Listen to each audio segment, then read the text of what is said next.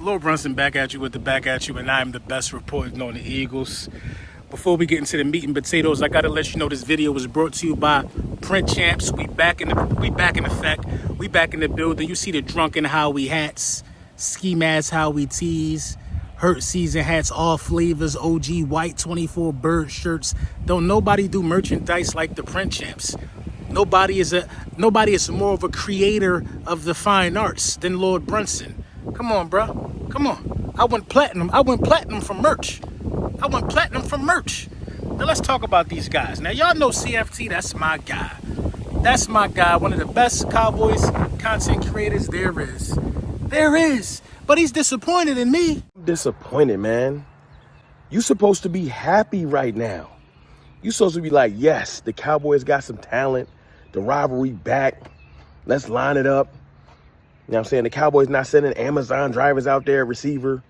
Like, let's get to it. Instead, you talking about locker room dysfunction. You praying on our downfall. Like, come on, LB. Really? It's going to be a dysfunctional mess by week 4. Really? That's what we doing? That's what we doing? I know y'all won the chip and you know what I'm saying? Y'all the unstopped. Y'all supposed to be like, okay, Cowboys back normal. This is why we do this thing. Let's load up the teams. Let's line it up and see who better. But you talking about locker room dysfunction? You scared. He's disappointed in me. He says that we should be saying that they back. We should be excited that the rivalry is back again.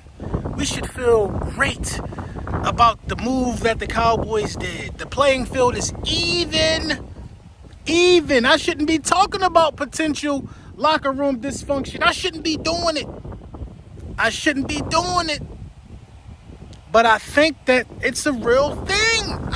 Listen, if you want to say the rivalry is back, if you want to say that y'all back normal, that was your words, we back normal, then you can lie to yourself and you can lie to the Cowboys fan base. Because first of all, what's being back normal? Choking in the playoffs is being back normal? The rivalry? Y'all not the Lions. Y'all not the Bears. Y'all not the Lions. Y'all not the Bills, the Chiefs, the Commanders. It's a number of teams that y'all not like, who we got real smoke with. The Ravens, y'all not like that, bro. Y'all not like that. Y'all was the third best team before you got Pickens, and you still the third best team with George Pickens. The only thing is now is that you really leave no out for your quarterback. Y'all cried and beat on the table for weapons. You got a weapon. But we're not going to act like we don't know who the weapon is. We're not going to act like we ain't do no homework. We're not going to act like we don't know that George Pickens is somewhat of a mental case at times. We're not going to act like that. Y'all can ignore it because y'all wouldn't got him. Cool. And we also going to act like I don't know a thing or two about locker room distractions and building championship teams. Y'all not built to withstand a riff in the locker room.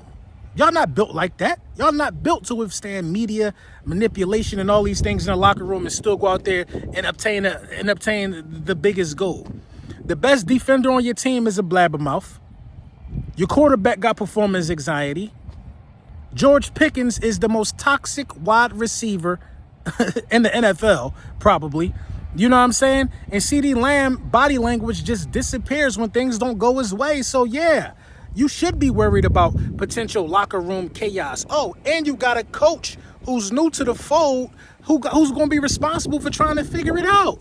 Listen, y'all want to be happy and jump over the moon for the addition of George Pickens? You should, because you're a Cowboys fan. But I'm an Eagles fan. I'm not going to ever be happy for y'all. I'm not ever going to be happy for y'all. The rivalry's back. No, the rivalry's dead.